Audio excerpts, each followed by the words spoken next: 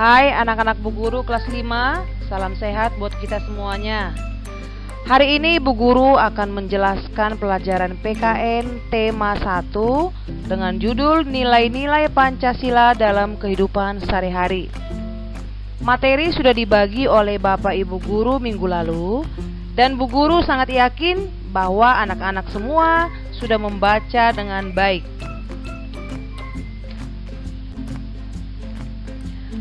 Negara Indonesia merupakan negara yang berdaulat.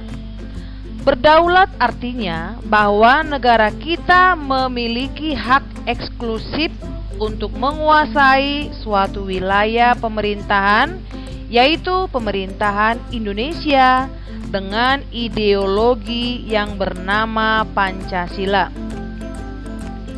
Ideologi Pancasila berarti Pancasila digunakan sebagai dasar dalam tatanan negara dan juga digunakan sebagai dasar dalam menentukan tujuan dari negara Indonesia seperti yang terdapat di dalam pembukaan UUD 45 alinea keempat. Masih ingatkah anak-anak semua tujuan negara kita seperti yang terdapat dalam pembukaan UUD 45 alinea keempat? Ayo kita sama-sama menyebutkan ya. Yang pertama, melindungi segenap bangsa Indonesia dan seluruh tumpah darah Indonesia. 2. Memajukan kesejahteraan umum. 3. Mencerdaskan kehidupan bangsa. 4. Ikut melaksanakan ketertiban dunia berdasarkan perdamaian abadi dan keadilan sosial. Walaupun setiap sila Pancasila memiliki makna atau arti sendiri-sendiri, tetapi makna antara satu sila ke sila yang lain saling berkaitan dan tujuannya sama, yaitu untuk mewujudkan cita-cita bangsa Indonesia. Coba anak-anak semua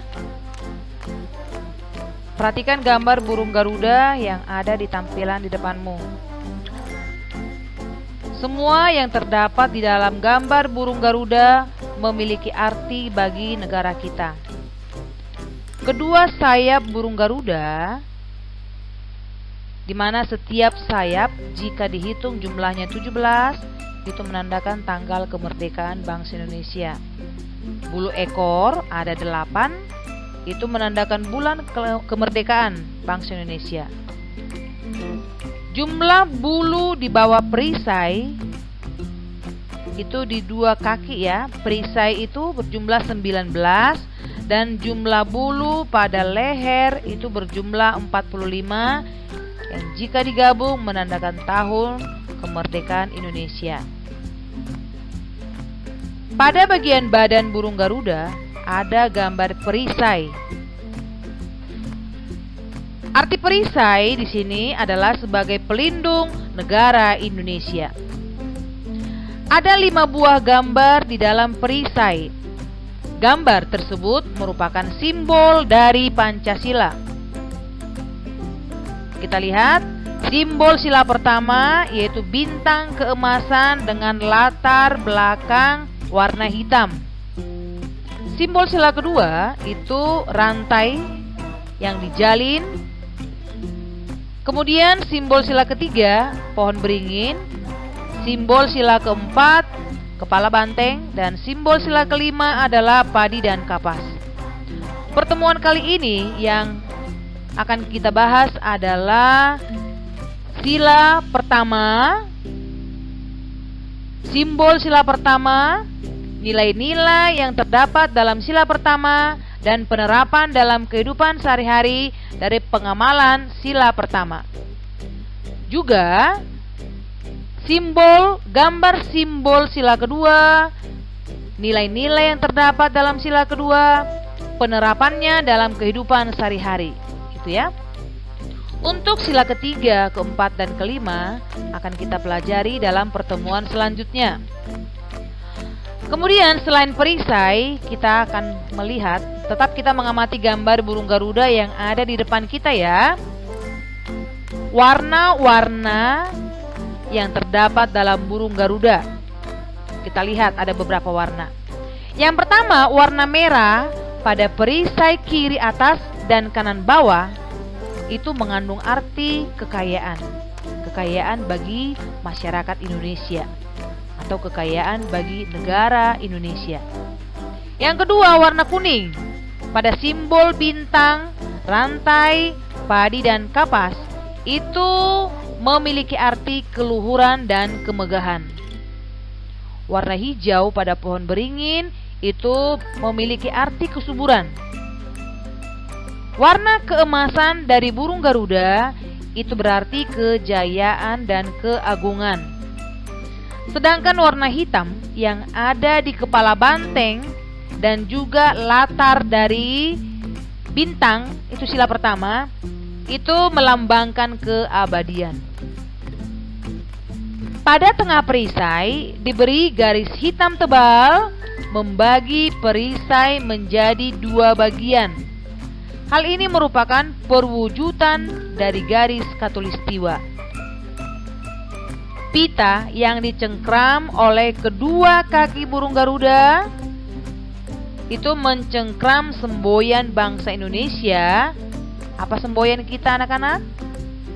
Ya, semboyan negara kita adalah Bhinneka Tunggal Ika, yang artinya walaupun berbeda-beda tetapi tetap satu.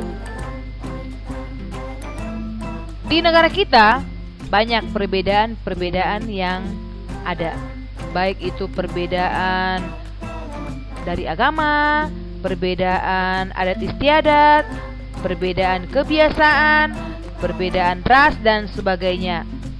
Namun perbedaan tersebut tidaklah membuat kita menjadi negara yang terpecah belah. Dan perbedaan tersebut kita buat menjadi sebuah kekayaan buat negara kita.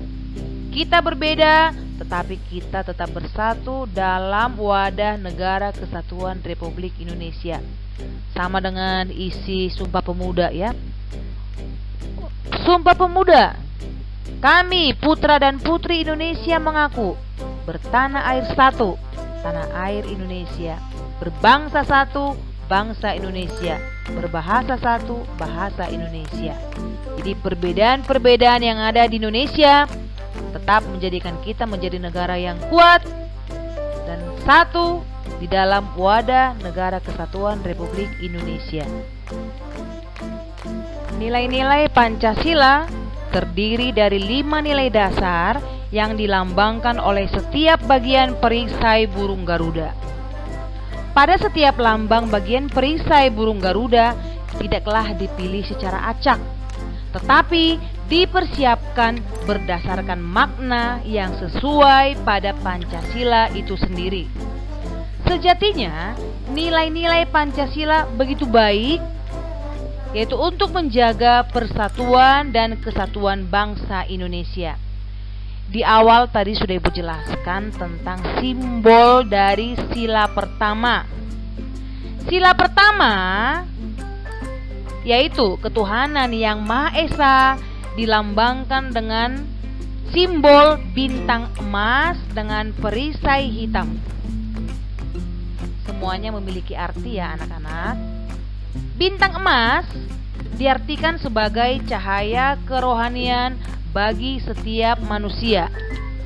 Sedangkan latar belakang berwarna hitam melambangkan warna alam atau warna asli dari alam yang menunjukkan bahwa Tuhanlah sebagai sumber dari segala sesuatu dan sudah ada sebelum segala sesuatu ini ada di dunia.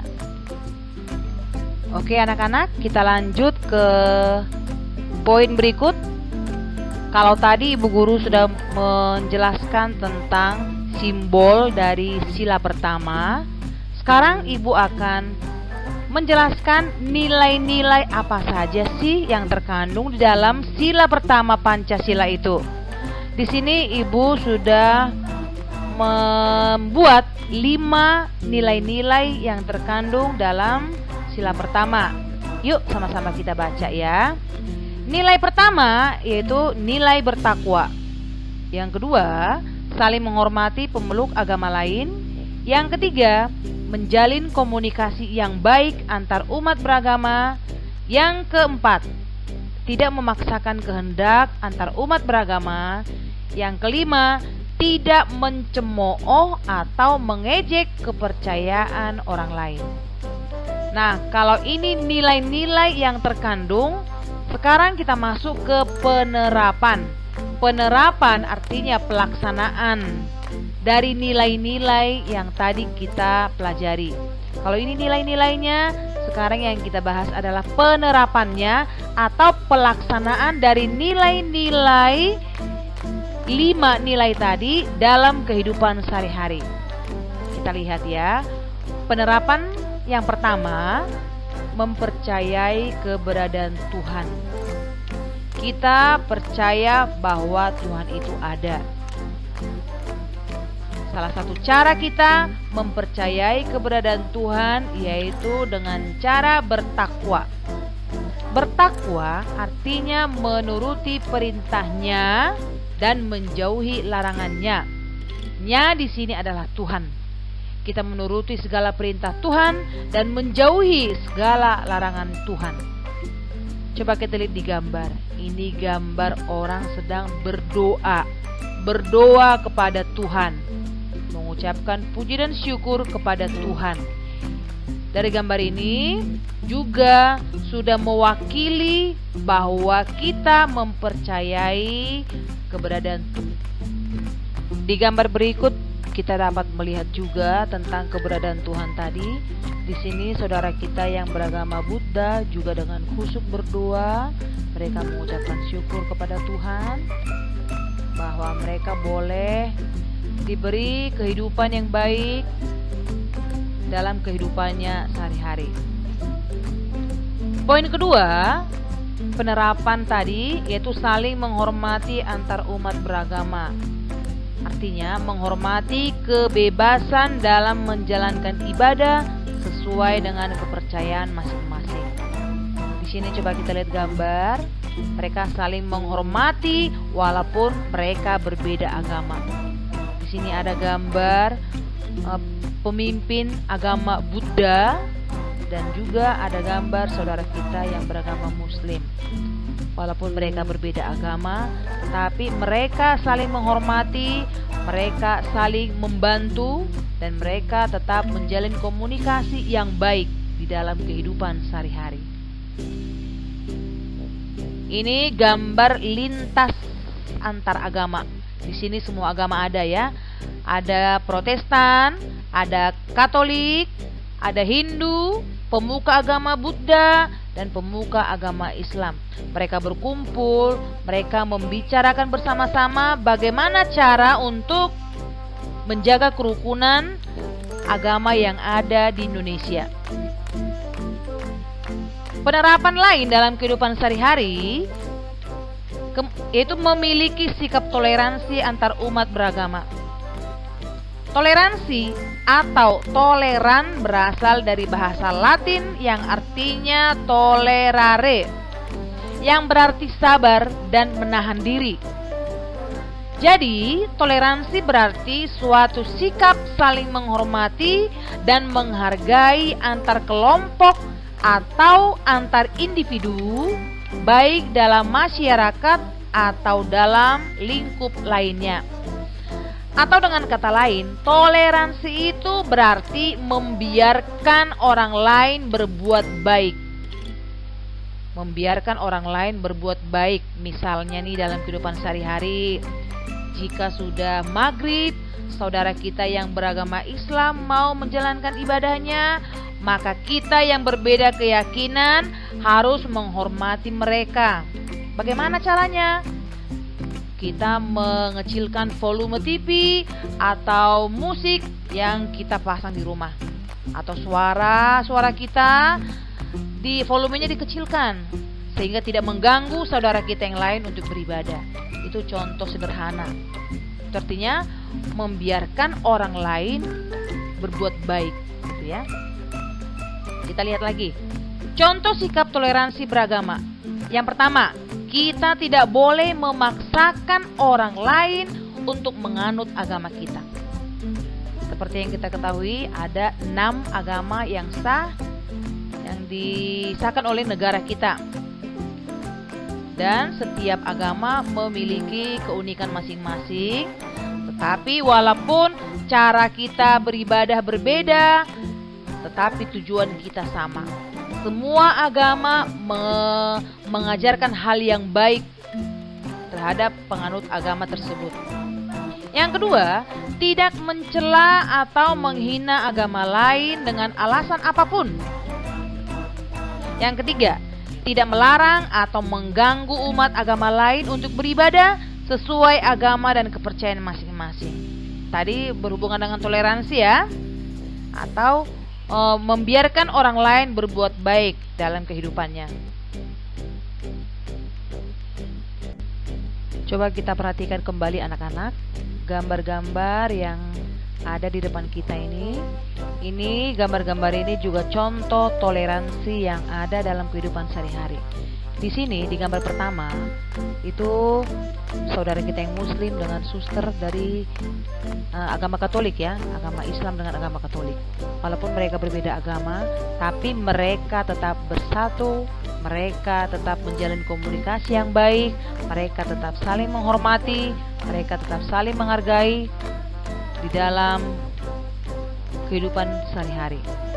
Di gambar kedua juga sama nih. Berbeda agama, tapi mereka saling berpegangan tangan, berpegang erat. Perbedaan tidak menjadikan mereka menjadi jauh. Perbedaan tidak menjadikan mereka menjadi asing satu sama lain, tapi perbedaan itu malah menguatkan mereka dalam menjalankan kehidupannya sehari-hari. Gambar ketiga, ini kita lihat sepertinya ada kegiatan keagamaan di agama Islam. Tetapi dari agama Katolik juga dan dari agama lain juga turut dalam berpartisipasi atau ikut serta dalam merayakan perayaan agama tersebut. Jadi mereka berbeda agama, tetapi mereka sama-sama turut merayakan, sama-sama turut merasakan keagungan dari perayaan agama tersebut, agamanya. Kemudian, bagaimana contoh-contoh pengamalan Pancasila di dalam kehidupan berkeluarga dan sekolah? Kita lihat ya. Contoh pengalaman sila Pancasila. Sila pertama Pancasila di lingkungan keluarga. Yang pertama, menjalankan ibadah sesuai ketentuan agama yang diyakini bersama anggota keluarga. Kalau kita beragama Kristen dan Katolik, berarti setiap hari Minggu kita menjalankan ibadah bersama-sama ke gereja. Kalau saudara kita yang Muslim, mereka setiap hari Jumat pergi sembahyang ke masjid. Dan begitu juga dengan saudara kita yang beragama lain ya. Mereka menjalankan ibadahnya di dalam keluarganya masing-masing.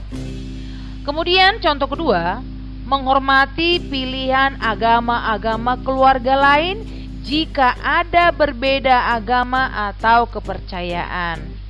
Ada beberapa keluarga, di dalam satu keluarga itu ada beberapa kepercayaan.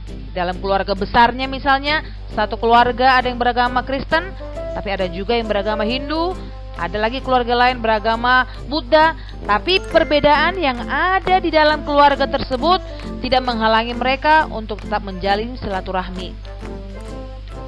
Jadi saling menghormati pilihan agama-agama keluarga lain jika ada berbeda agama atau kepercayaan di dalam keluarga besar tersebut.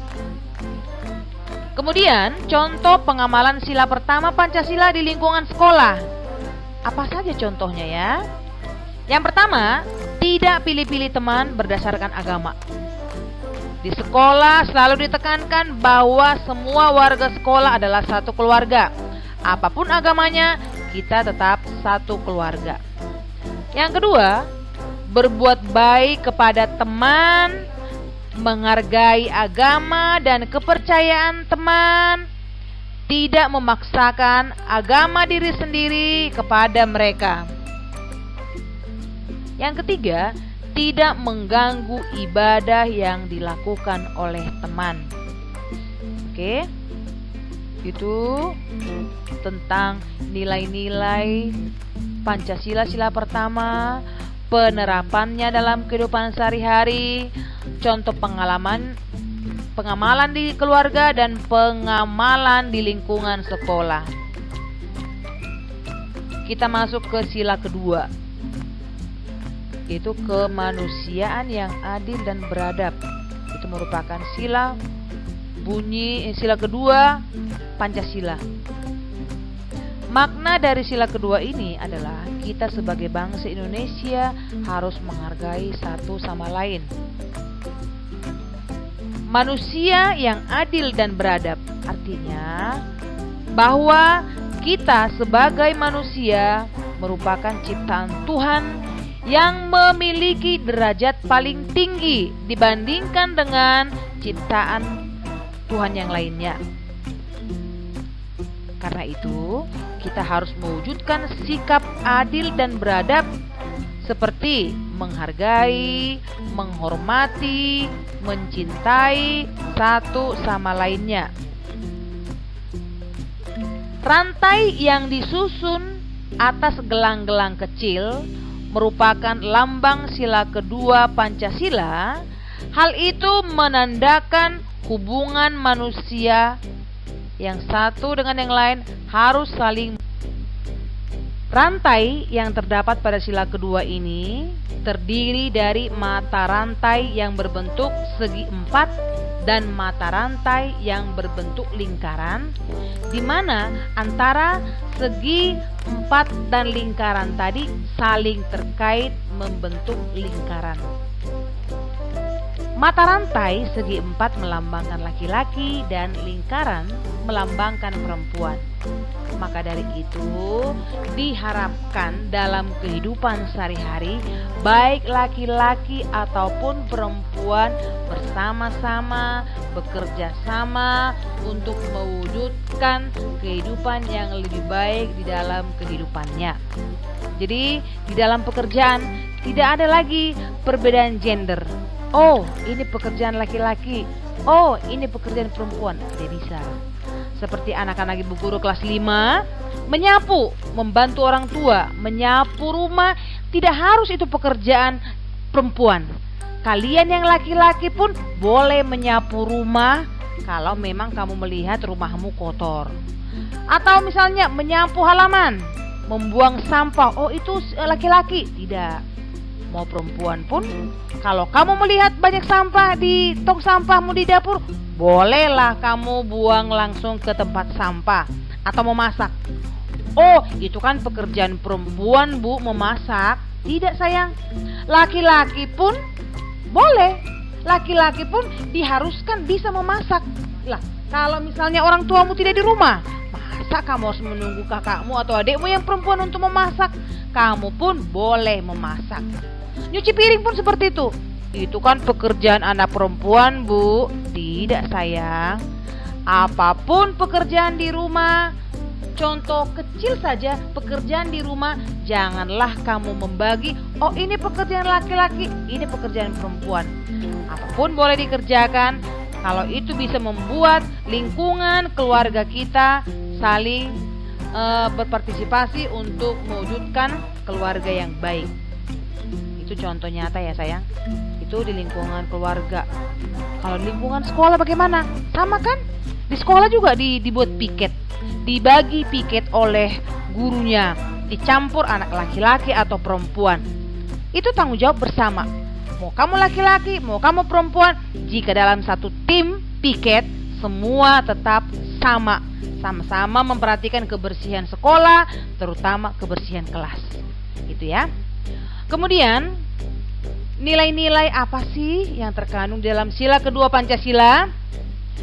Kita lihat nilai-nilai yang terkandung dalam sila kedua. Yang pertama, semua rakyat Indonesia memiliki hak yang sama di mata hukum, agama, masyarakat, dan lainnya. Nilai kedua, tidak ada perbedaan antara ras satu dengan yang lain di Indonesia. 3. Sikap tenggang rasa dan saling tolong-menolong haruslah diutamakan. Nilai berikut, nilai kesejahteraan antar rakyat Indonesia harus dijunjung tinggi. Nilai terakhir, saling menghargai pendapat masing-masing. Kalau yang kita bicarakan tadi nilai-nilai, sekarang kita masuk ke penerapan sila kedua Pancasila. Penerapan sudah dijelaskan Ibu Guru di awal tadi. Penerapan itu artinya pelaksanaan nilai-nilai sila kedua Pancasila di dalam kehidupan sehari-hari. Yang pertama apa? Menjaga kelestarian alam. Di dalam sila kedua, tidak hanya menyoalkan, tidak hanya menyinggung hubungan antara manusia yang satu dengan manusia yang lain, tapi juga ditekankan hubungan antara manusia dengan alam sekitar. Kita dapat menjaga kelestarian alam dengan berbagai cara. Hal kecil, kalian sebagai murid, hal sederhana yang dapat kamu lakukan untuk menjaga kelestarian alam itu contoh sederhana. Yang pertama, buanglah sampah pada tempatnya. Buang sampah sesuai dengan dipilah-pilah sampahnya, mana sampah organik, mana sampah anorganik. Yang kedua, jagalah kelestarian alam di sekitarmu. Jika mama bunganya banyak di sekitar rumah, dirawatlah, disiramlah, jangan dicabuti. Bunganya sudah mekar, tumbuhan yang ditanam mamamu sudah tumbuh dengan baik, malah diinjek-injek, malah dipotekin, tidak boleh. Kamu harus mendukung, membantu mama jika mamanya menanam tanaman atau bunga-bunga di sekitar rumahmu. Itu contoh sederhana yang dapat dilakukan oleh anak-anak, terutama anak Ibu Guru kelas 5 ya. Penerapan kedua yaitu mengakui persamaan hak dan kewajiban. Contohnya di dalam hukum, kita memiliki persamaan hak dan kewajiban dan semua sama di mata hukum. Siapapun warga negara Indonesia yang tindakannya melawan hukum maka akan diberikan sanksi hukuman sesuai dengan undang-undang hukum pidana atau hukum perdata. Kemudian penerapan berikut, tidak berbuat semena-mena terhadap orang lain. Kita harus memanusiakan manusia. Artinya, kita tidak boleh berbuat semaunya atau berbuat suka-suka kepada orang lain, tidak boleh. Kita harus menjunjung tinggi nilai kemanusiaan. Penerapan ketiga, bersikap adil.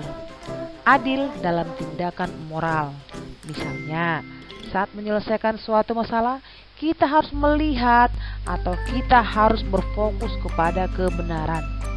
Janganlah jika ada teman berselisih, kita membela teman karena satu agama atau satu suku atau satu marga tanpa melihat dia benar atau salah. Itu nggak boleh.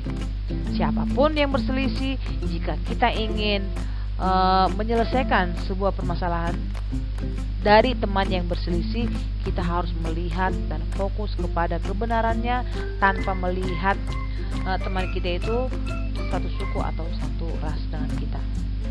Kemudian penerapan berikut, selalu bersikap sopan dan santun. Ini ditujukan kepada semua orang tanpa memandang usia, baik orang tua kepada anak, anak kepada orang tua, kakak ke adik, adik ke kakak, atau misalnya satu keluarga dengan keluarga lain, bertetangga, ataupun di lingkungan yang lebih luas. Kita juga harus bersikap sopan. Jika sikap sopan dan santun sudah kita laksanakan, maka akan meminimalis perselisihan. Atau jika kita selalu bersikap sopan dan santun, maka akan terjalin persatuan dan kesatuan dimanapun kita berada. Terakhir, penerapan sila kedua yaitu saling menghargai pendapat. Kita harus menghargai pendapat orang lain jika kita ingin pendapat kita pun dihargai orang lain. Tentang menghargai pendapat ini sudah sering kita alami baik di sekolah ataupun di keluarga. Kalau di sekolah, Ibu yakin bahwa guru-guru pun pernah mengarahkan kita untuk bermusyawarah dalam pemilihan ketua kelas atau pemilihan perangkat kelas masing-masing.